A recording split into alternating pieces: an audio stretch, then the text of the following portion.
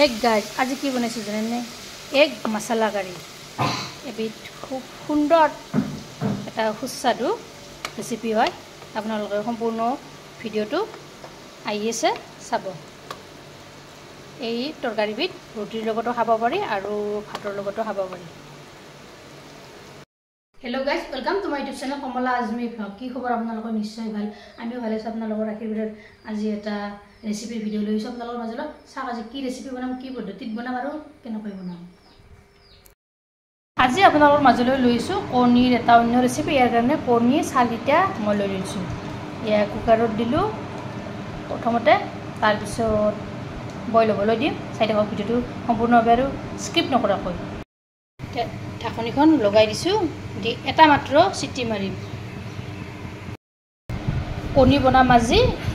পিঁয়াজ লৈছোঁ আৰু কেঁচা জলকীয়া এনেদৰে কাটি লৈছোঁ পিঁয়াজ এনেদৰে লৈ লৈছোঁ ৰেডি কেৰাহীটো মই বহুৱাই দিছোঁ ইয়াৰ তেলখিনিও মোৰ গৰম হৈছে প্ৰথমতে মই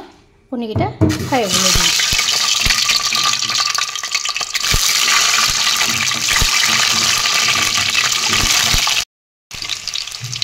ইয়াতে অলপ হালধি গুড়ি দি দিছোঁ অলপ জলকীয়াৰ গুড়ি দিছোঁ অলপ তাৰপিছত অলপ নিমখ দি দিছোঁ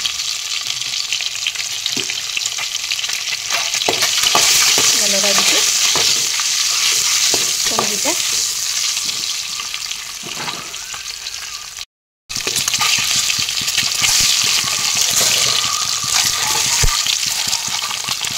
কণীকেইটা অলপ ৰং চঙা কৰি ল'ম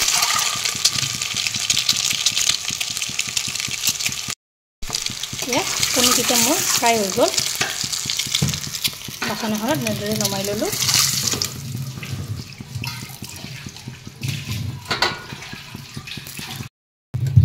ইয়াতে এতিয়া মই পিঁয়াজ আৰু জলকীয়াখিনি দি দিছোঁ এক কাৰী মছলা বনাম আজি ভাতটো তেনেদৰে বনাওঁ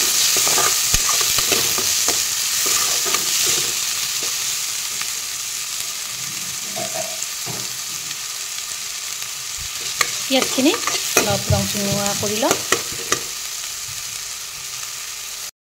ইয়াতে এচামুচ আদা নহৰুৰ পেষ্ট দি দিছোঁ এইখিনিও অলপ টাইম এনেদৰে ভাজিম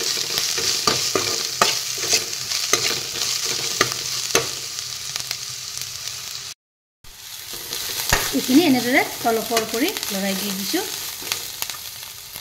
ইয়াতে এতিয়া মই সিজিবলৈ পানী 1 কাপ দি লওঁ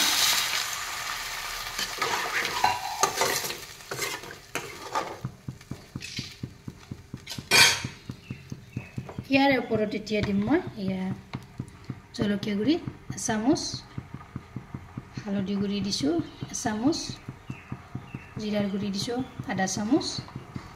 আৰু এই আছে এক কাৰী মছলা চামুচ দি দিছোঁ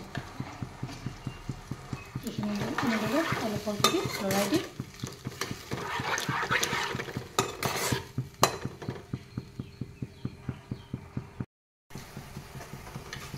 ইয়াতে এতিয়া মই দি ল'ম ফ্ৰাই কণীকেইটা দি ল'ম এইখিনি এনেদৰে তলপৰ কৰি এনে লৰাই দিম এই গ্ৰেভিটো যে খাবলৈ কি সোৱাদ লাগে নহয় আৰু ৰুটিৰ লগতো খাব পাৰি আৰু ভাতৰ লগতো খাব পাৰি